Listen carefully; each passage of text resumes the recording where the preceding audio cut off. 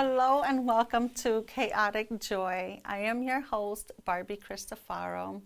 I am a licensed master social worker and a proud small business owner of Ends to Meet. It is through my work, Ends to Meet, which services families in needs, that I found magic. And what I mean by that is kindness, people helping other people, neighbors mobilizing, communities stepping in, and families rebuilding. And that is what this show is all about. It is about highlighting the heroes that don't wear capes, but yet they pass, or they talk to us, or they smile with us, or they take a second to say hello, or sometimes they help you move big mountains.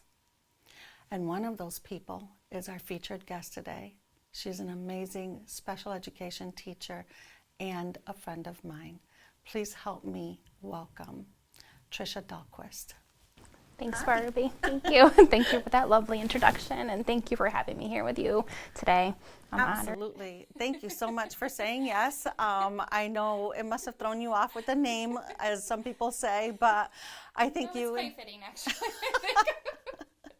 I think you and I both understand what chaotic joy really means and how we somehow work through all of it and come out on top to just make sure that everyone feels good when they're in our space. So thank you for being here. Trisha, let's get right into it, right? I want to know more about you. Well, I should say I want the audience to know more about you. I want them to know the things that I know about you, what inspires you, and the way that you make me feel. And I'll just tell you, when I'm in your aura and I see you and I know that you have this genuine spirit and I feel that safety with you and that comfort to just absolutely be myself and even just like hug you when I see you. We've been doing that for like 3 years. Yeah.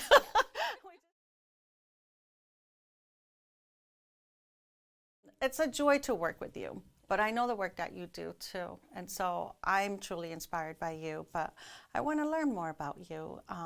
What inspires you to come into work every day and do what you do and just spread joy?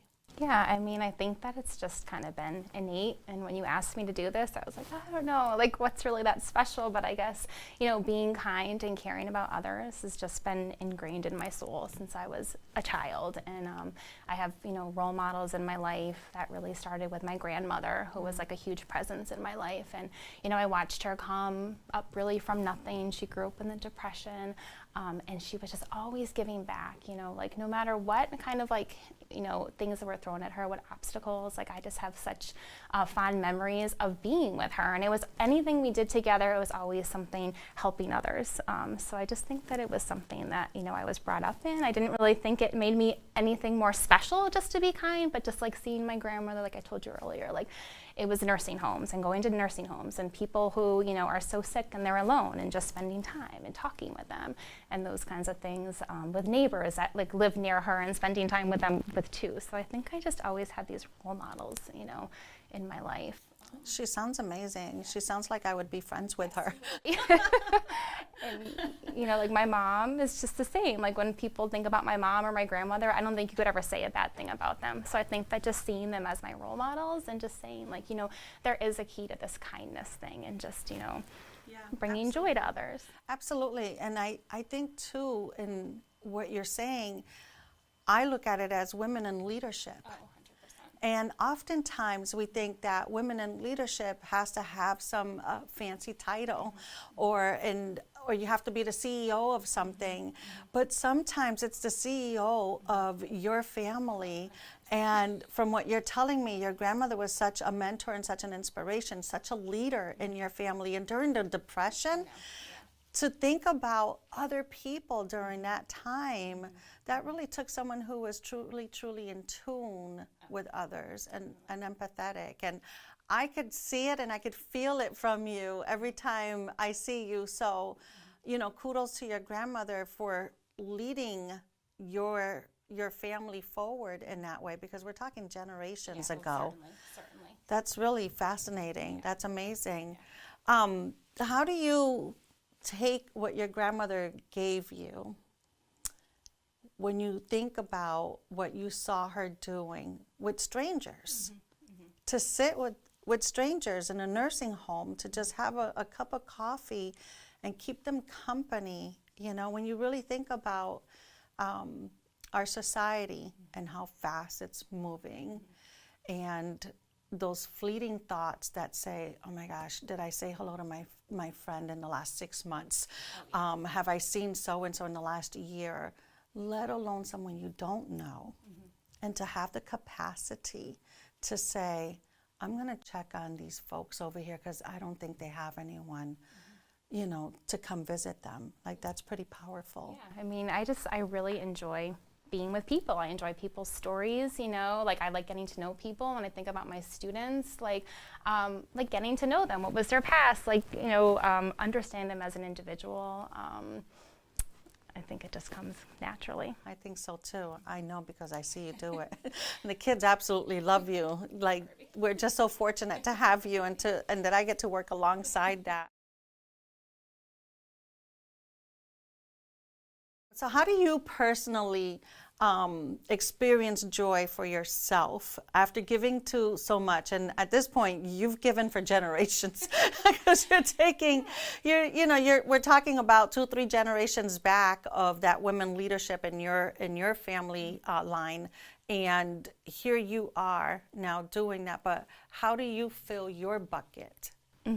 Yeah, you know, a lot of it does come from school, for starters. On top of it, like, I have a very strong passion for literacy, and it started, I was a teacher, an elementary school teacher for several years before I had my children, and I just knew that that was my calling.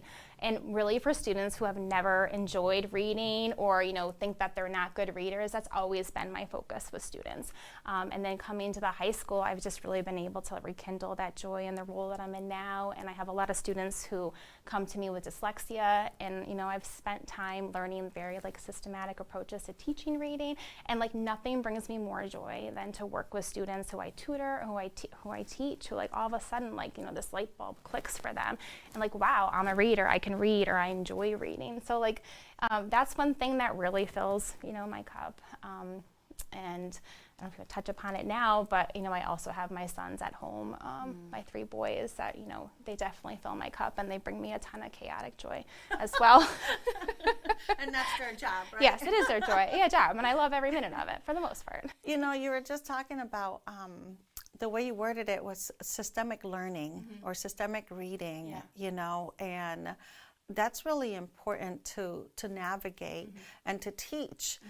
But I also think that it's the delivery and how you teach it, right? Because I may attempt to do that, and it probably won't fall on the students' radar the way that it falls when you do it. You have that niche, you have a knack for really teaching them how to read and inferring from what they're reading. And so I know that as a special education teacher, you have to fill your cup, because I know how it feels at the end of the day working with students, but then, you know, you add the layer of children with disabilities, right? And then having to really have a true understanding of all their IEPs, their individual plans, or if they have a 504 plan, and being all in that same space to navigate everyone's personalities and characteristics. How do you do that? How do you stay afloat? Well, I think one is that keyword joy, right? Like, students aren't gonna want to listen to you. They're going to want to come to your class if you're not sparking that interest or joy in them. And, you know, I think with my own students, I'm very conscious of what literature I'm choosing. I want my students to connect with it and to, like, see themselves in it. And I think that that takes, you know, a lot of effort on my part, but it's also so much more enjoyable for me as a teacher, you know. So I think, like, the planning up ahead and just, like, hearing their opinions, like, what are you guys into? Like, they know better than me, you know, and I love that. Then they give me ideas, and it gets me, like, searching, you know, what kind of books. And then to see, like, you know, I had students the other day, like, they didn't want to leave. There's a group of 8 boys in my class, like, we want to keep reading. Like, there's nothing better than that as a teacher, you know. And then for my students who are still learning to read, you know, I feel like professionally that I look for opportunities to, you know, perfect my craft. And I think that as a teacher, there's nothing more important than children being given literacy skills. I couldn't agree more. And I'm saying that as a second language learner myself. And I was 9 when I read my first English word. And that was only made possible by the consistent determination of an amazing teacher. You're that type of teacher that people will have lasting memories about. Well, yeah, and I try to tell my students, most of my, who speak 2 languages, I always start by telling them, like, I don't know another language. Like, you're so smart. Like, that's such a gift that you have, that to try to, like, build that confidence to begin with. Because I can't even begin to imagine how difficult that was, but I can also empathize and put myself in their shoes and understand how difficult, try to understand how difficult it is. Absolutely. So, in your journey, as a mom of 3 boys, you have a classroom setting of 8 boys. A lot of boys on my caseload. Yes, I don't see many girls throughout the day. Yeah. It's like your any of my classes. It really is. Yeah, yeah. And then, if I remember correctly, you also tutor. I tutor, yeah. After work. Yes, yeah. And are they boys? 2 boys and 1 girl. Yeah. That is just hilarious.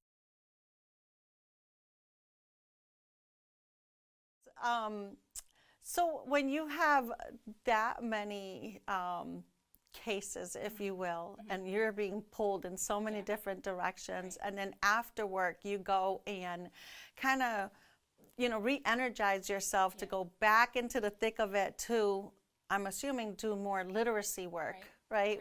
With your students. What inspires you or motivates you? What people or beliefs or experiences say, I'm gonna come up with more energy, and I'm gonna continue on with my day, and I'm gonna be the best person that this child can have from me today? Yeah, I mean, definitely having my own 3 sons changed things for me. Like, I think that I was a compassionate teacher prior to having them, but then once I became a mom, like, I really got it. People would say, like, this is someone's child in front of you, and, like, I understood that. But once you have your own children, it really just hits home that when I look at my students, I'm like, I know, despite any issues that might be going on at home, like, you have someone at home who loves you very dearly, and they're trusting me to provide you with an education, and most importantly, provide you with kindness. And it isn't really a second thought to me just to try to love them all and be kind to them, even in their worst moments, to let them know, like, there's a clean slate tomorrow for you here, And I love that. And I think the students really received that from you. I can only imagine your 3 boys. No matter how chaotic it may seem at times.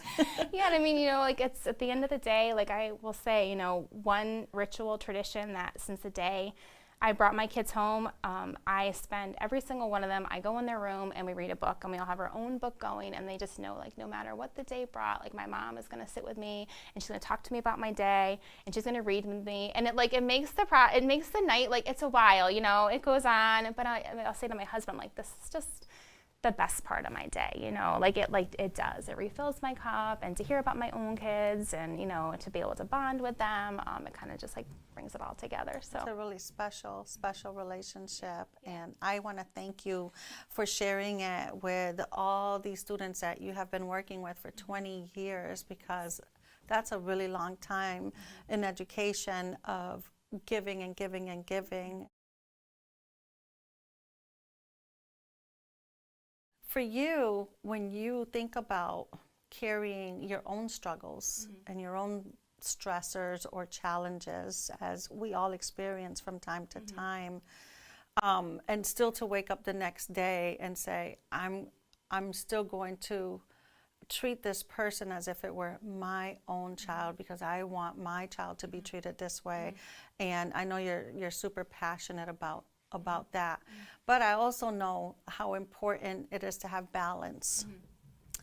And when you practice that self-care, that little slice of mental health care for yourself, what does that look like for you? Yeah, I mean, I think that as women, we're thought to think that, like, taking time for herself is selfish, and I look at my mom was a teacher, and I see, like, she was home with us, but when she went back to work, it's a lot, right? And I think, like, you feel almost guilty, like, I have my kids, I have all these things to do, but with my second and third son, I realized, like, I can't be a good mom to them, and I can't be the best teacher I want to be if I don't get time to myself. So, you know, like for me, it's a walk. Like no matter what, it doesn't matter what's going on. Like it could be a blizzard. I have the right shoes for it.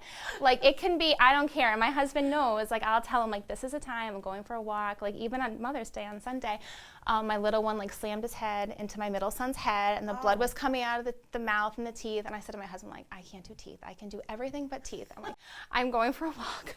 Call me in a minute and let me know if there's any loose teeth. And if there's loose teeth, I'll come back. But like, this is I need like this time to myself. And it honestly, I know it's making me a better teacher. And I know it's making me a better mom. And I know that my kids see that too, you know, like just taking that time for yourself is so important for your mental health. And I think that now that like mental health is something that we talk about, I mean, especially for women, like it's just, you know, it's a game changer, you know, to kind of like know that other women are kind of going through the same things like at this point in their life, you know. Take the time for yourself, the self-care. Absolutely. And still breaking down those stigmas that come with needing time for yourself as you should have and deserve, or breaking down those mental health stigmas, or breaking down just the fact that, no, you're being proactive so that you can be at 100% later. So that is a good way to fill your cup for sure. And I also think how wonderful for you to have a partner, your husband, at home to say, you deal with the teeth, I'm going for a walk, and to have that trust and that support right there at home. He's my rock. I mean, we've been together married for 15, together for 25, and you know, I think as you get older, you really grow to appreciate that person. And I think when we had our third son, like we were a little bit older, you know, but I think that he's been such a gift because we kind of like really have slowed down to appreciate these moments, because with the other two, we knew how fast it went, you know. And like my son had a little concert. My youngest, he's 5, he's in nursery school. He had a concert this week, last Thursday, and like in the chaos, you know, my husband's like, I can show up for 20 minutes when Jack's singing. I'm like, I'll get there first. I'll get there with my mom.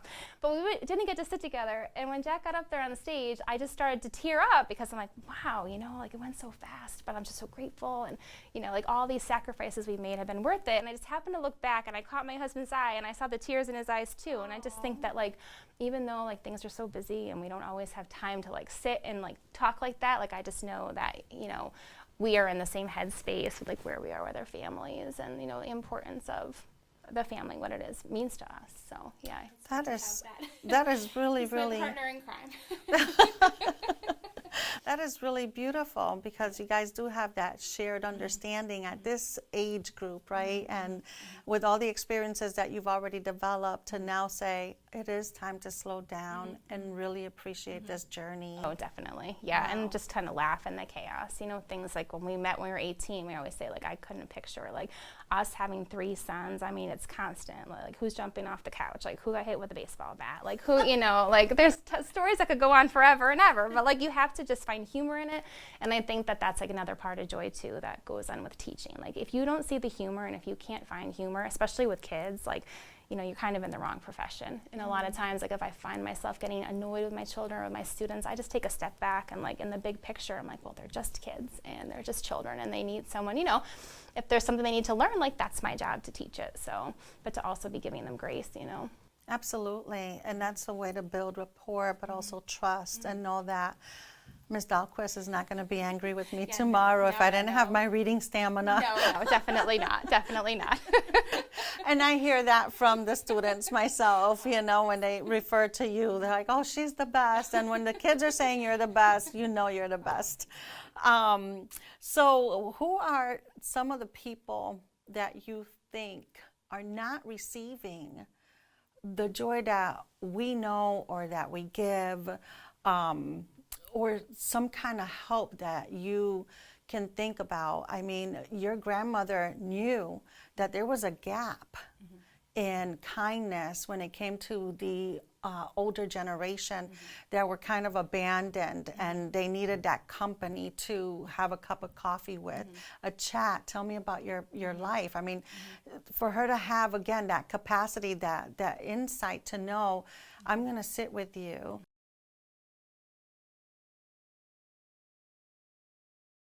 Can you think of any other populations or areas that you feel might need a little more love or a little more kindness that aren't really maybe being seen. Yeah, I mean, I think even just sometimes with parents of my students, maybe they weren't comfortable ever in school, you know, and I can understand that.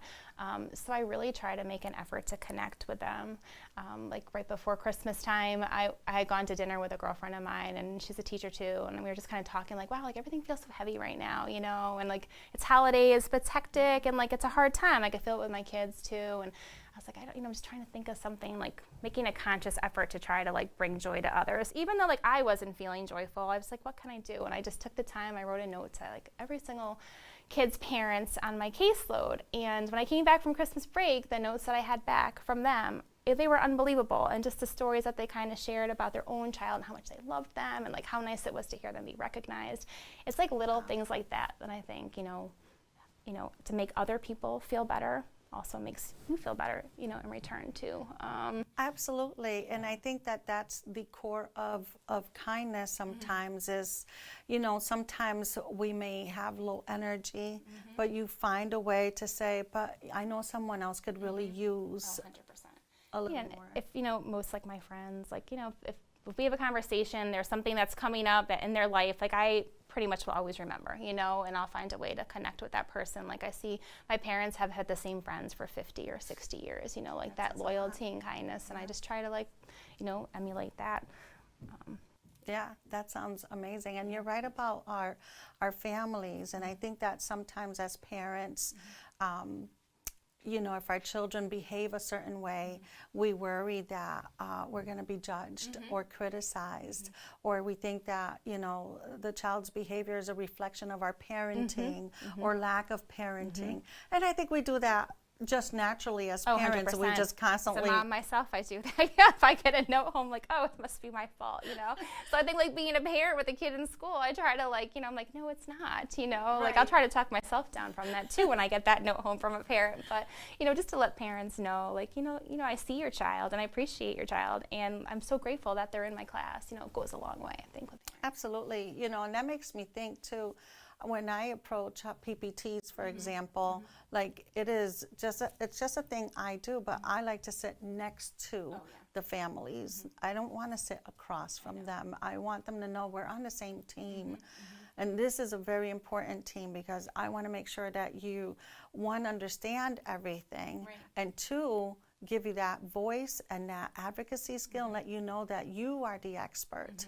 You know, we're here for the ride and to help you and support your child, but at the same time, recognize and give parents, empower them, if you will, right? And I think that what you did was that kind of step to say, I see you and I hear you and I feel you as a mom. Yeah, and like even post-COVID, that's one of the things I really can't stand the most is that like a lot of times our families don't come into schools anymore with things over Zoom, you know, and people will kind of laugh, but I'm like, I really do miss that personal connection. That's true. You know, it's like something, when it's like a strength, like it is for you too. Like, yeah, I genuinely miss having parents coming in and speaking to them directly and making that connection. It's much easier to do in person. Right, and it goes hand in hand too, that same sentiment when we think about social media, instant gratification for our students. What are they distracted with, right? And sometimes you're this close to them, but they're not really there with you, even with our own children sometimes, because they're just so used to just scrolling for answers, you know, and it makes me cringe. That's why if you come in my room, for the most part, there's no laptops out. I'm like, you got a book in hand, you got a pencil in your hand. And again, it goes back to how I want my own children to learn. You know, like my son's 12, like he knows. He's like, when am I getting an iPhone? I'm like, I don't know, when you can afford one, when you're 18. Like he has a flip phone, you know what I'm saying? I'm like, I am not going down that road for you. I think that when you talk about, you know, mental health and just finding joy, like finding joy is definitely not like on a computer screen, you know, it's definitely like interacting with people. Right. And we know, you know, technology is important. Right. It's part of the function of our lives and our days, and we know how to navigate it. I also think too that because of our age group and where we came from, and we had to hit the streets for joy. We had to ride bikes. The 80s really were the best. They were my favorite. But kids nowadays, a lot of outdoor play is found in, you know, something that's about a half a pound and it sits in the palm of their hands. And so I applaud you, because that's some serious parenting right there. You're 12 years old, and we know, and I've said this before in the show, sometimes there's toddlers with tablets, right? And I'm all for the educational things that we bring to our children, and that we can advance them in this field as well. Absolutely. But there is a time for everything, and logging in some hours to use your imaginative play, if you will, through literacy is important too. And building your vocabulary is so important, and building that stamina for reading. And you're just preparing your kids, for a future in education, because if they decide to go to college, they're going to need all those tools that you took the time out of your day throughout all these years to build for them. Yeah, and I know it really was the same. My mom did for me. It's these things that get passed down then. Yeah, absolutely. So, I think you're fantastic. I know I say that constantly, but I mean it. And so all the kids that you have worked with, I know how much they benefit, and your kids at home too, even if they have bloody teeth and crazy baseball bats.